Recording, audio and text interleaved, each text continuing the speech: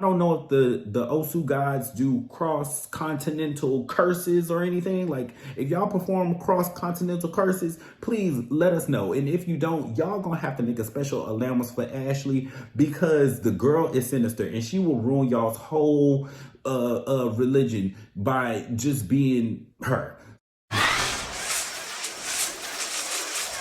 What's up, everybody? I am Gunicorn. Welcome, welcome, welcome. Come on in. How you doing? How you mom and them? Lovely. Now, as always, make sure you go ahead and sign up with Betty and the Bike. Press that subscribe button, like, share, and the like. Work. And if at any point you feel a little stressing on your chest, you need to drop something down, you need to let me know something, go ahead and do it in the comments. Lovely. All right, now that we have gotten all the business taken care of, let's get started. So this episode starts off with Ashley and Miss Sheila's wig down at the garden or somewhere where they over here picking berries or something, whatever they doing over there. It is nice to see Mama Sheila because, you know, we pick on Mama Sheila a bit because of her dilapidated wigs or whatever, but we love Miss Sheila. Deep down, we love Miss Sheila. You know, unfortunately, she created the spawn of Satan that is Ashley, and I'm sure that has all to do with that white daddy that don't claim her. But either way, that was so much. Okay, y'all know that Ashley gets me started. There's not really much that happens in this scene. She lets us know that she's not inviting Candace, and Michael is suing Candace because Candace said that he was sucking dick down to the slut house where the gay boys be or whatever. So, you know, we will see how that all rolls out. I don't know if the lawsuit is still pending. I don't know if that man is still planning on suing that girl. But I'm sure that Candace did not just pull that out of her ass. So I'm sure she got some receipts to back that up if you know, somebody did in fact tell her this. So, you know, we will see how that goes. She also told us that she will be inviting her new friend Nneka. I hope I am saying her name correctly this time. So then from there, we travel on down to the Potomac Pond where we see Mia and her makeup, Karen and her wig, and Karen's body. Now, one thing about it, 60, 50, 40, or 30, Karen's body is banging. Like, y'all never gonna be able to take that from grandma, the grand dame, okay? Y'all never gonna be able to take that from her. Her body is sickening. But either way, so they get into talk about their mess or whatever. Last year, Mia said something about Karen was fucking some white man in a bathroom, and Karen is all upset about that. Now, we don't know if that is true or not. I am inclined to believe that something did happen because it's like people not just making these things up. You know, people are not just making these things up to make them up.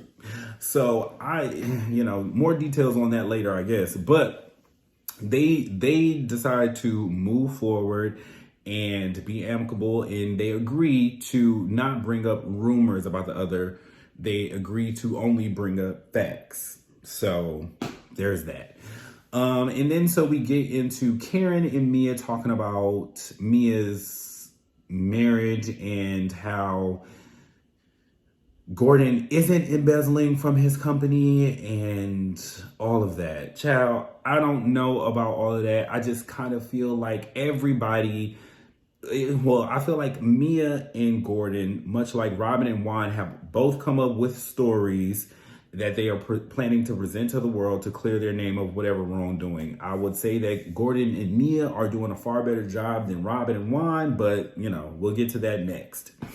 So yeah, they handshake it out, keep it pushing, work. Now, we travel on down to Juan and Robin's house. Y'all, I ain't even gonna lie to you. I'm not about to keep wasting time talking about Robin and Juan not validating Robin's feelings and Robin not even acknowledging her feelings. Robin just kind of being numb to this whole situation because she is trying to keep her marriage. What I'm going to tell y'all is that Robin and Juan, the only way that Robin and Juan will spend the rest of their lives together is if Robin continues to be stupid. We just gonna have to let her have that at this point because Robin is intended on, you know, sticking by her man. That's her man, and she gonna stick beside him. And I just feel like, girl, Stick beside your man. I don't give a damn. Girl, like, this ain't got nothing to do with me. I ain't in your marriage. I ain't in your life. I don't care, But you are on TV. And this is where we have a problem. Robin and Juan, y'all are on TV. And y'all have probably the most compelling storyline of the season thus far. And y'all are doing nothing with it. You aren't even attempting to make it more juicy. You aren't even attempting to make it entertaining.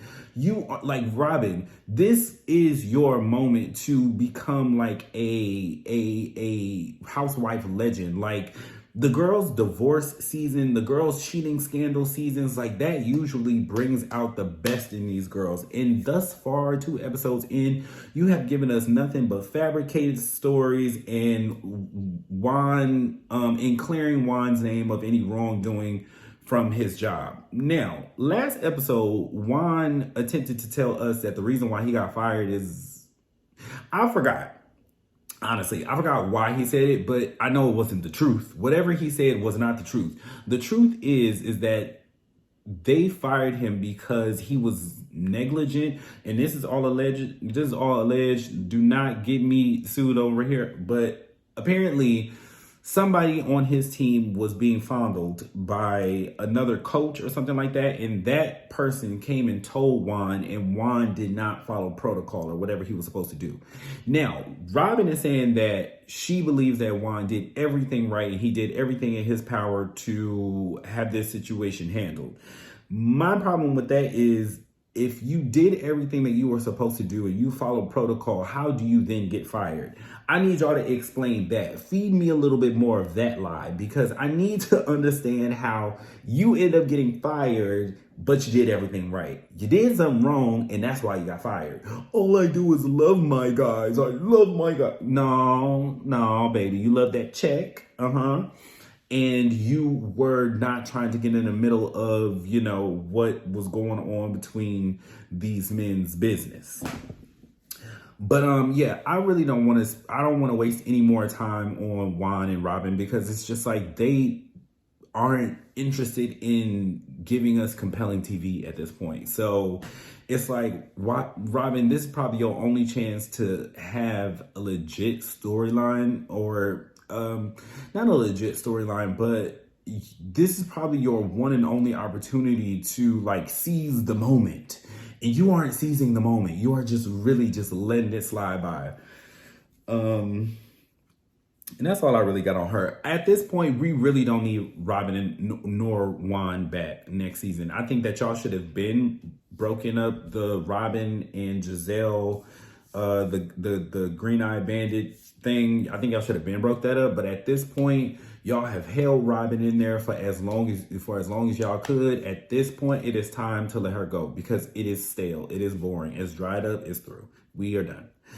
All right. So now we get introduced to Nneka. Now, before we even get started on Miss Nneka, hopefully I'm saying that correctly, because, Dr. Wendy had corrected all of us ignorant ass Americans. Nneka. I think I'm saying it correctly. I don't want to get the girl's name wrong. Either way, we're introduced to Nneka. Now, I don't mind Nneka yet. She seems very eccentric, and she has like the personality of like almost like a Beverly Hills housewife. There is something about her that's like not fully tapped into like everyday people. Like, she is out there. Mama is somewhere on her own planet, and I kind of live for that for her. Like, she's not really all there, because Mama is talking about she is popping her IVF pills and then sipping champagne to like swallow it down. I'm like, she said, I'll wake up with bubbles and I'll go to sleep with bubbles. Baby, I'm so sorry to bust your bubble, but it sounds like you got a problem. It sounds like you got a problem, and you might want to watch that, okay?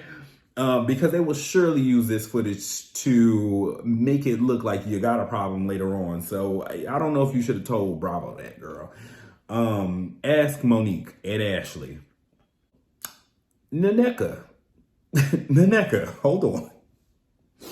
Baby, you told us that you failed to mention that you had other properties when you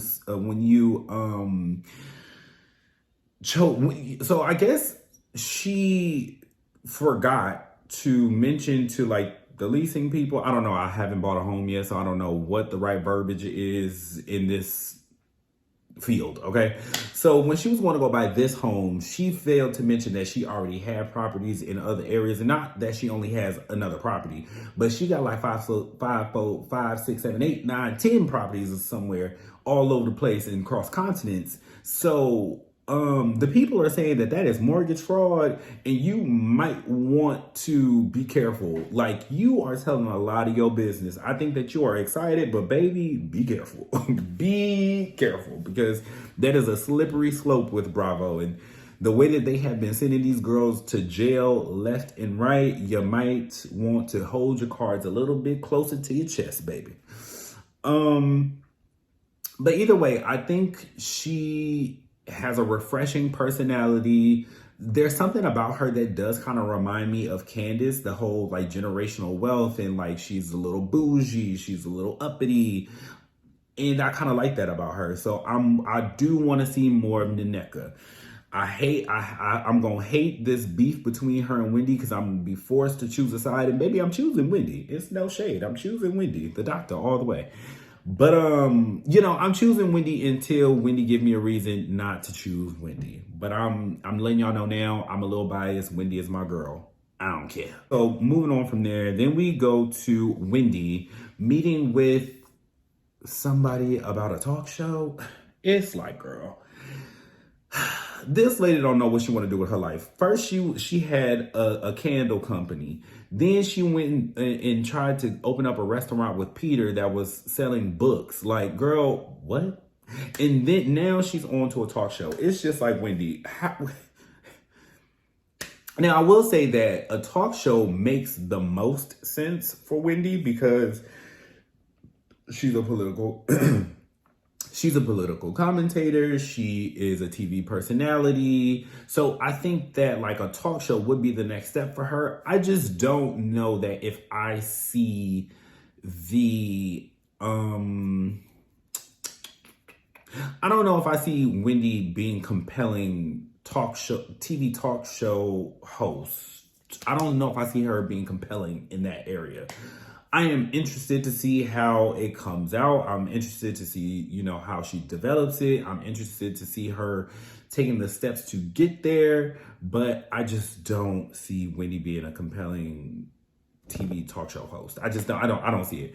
But either way, I'm rooting for my girl. Next. Okay, so I'm bypassing Candace. I'm bypassing that little Pilates pussy pop situation with Giselle and Karen and them. I'm bypassing all that because it was not interesting to me. We're gonna go to Ashley's house. Now, Ashley, let me tell you something, sis. I don't like that house. I'm sorry. I tried to give her a grace the last time, but I don't like that house.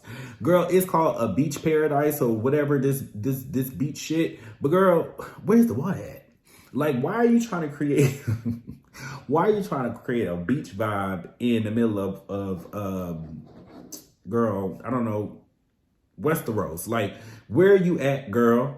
Anyway, so the girls get there. Giselle gets there. She looks decent for once. Karen is there. She always looks good. Wendy gets there. Baby, when I tell you my motherfucking dog, Wendy came up in it. Now, I didn't need them shoulders. I did not need them shoulder pads. But my girl had looked so good with those white boots and that denim outfit. Yes, Wendy. Okay, but anyway, so Wendy shows up. The girls are all in a huddle or whatever. And then she goes to say hi to Karen. Now, she gives Karen a hug and then like bypasses Giselle and says hi to Charisse or whatever. And I'm just like, these girls are so childish. Y'all don't know how to act. Like, your big ass, grown ass ladies acting like y'all cannot speak to each other. But also, I stand being real, because one thing about me, if I don't like you, bitch, I'm gonna act like you ain't there. My problem is, Wendy, when you did it in a way that like it felt like a little forced. Like you went over there, you gave, or not that it felt forced. It felt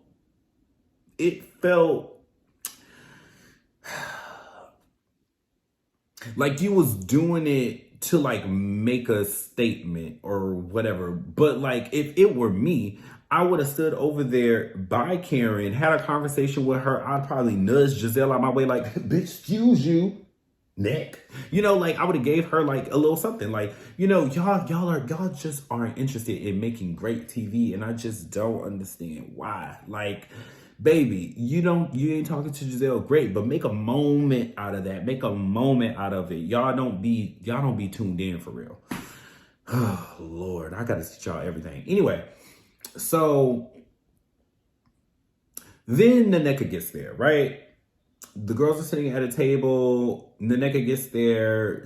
Her and Wendy greet each other, and it's all cool or whatever. Then Ashley pulls Wendy inside. Baby. When Ashley pulled Wendy inside, I said, I already know that the mess is about to begin, because if Ashley is pulling you to the side for anything, it is because she is here to get the mess started. And what happened the last time that Ashley pulled Wendy to the side? She got the mess started. She told Wendy that Robin and Giselle was talking about her marriage. And then that, started the whole fucking 3-year-long beef at this point between Giselle, Robin, and Wendy.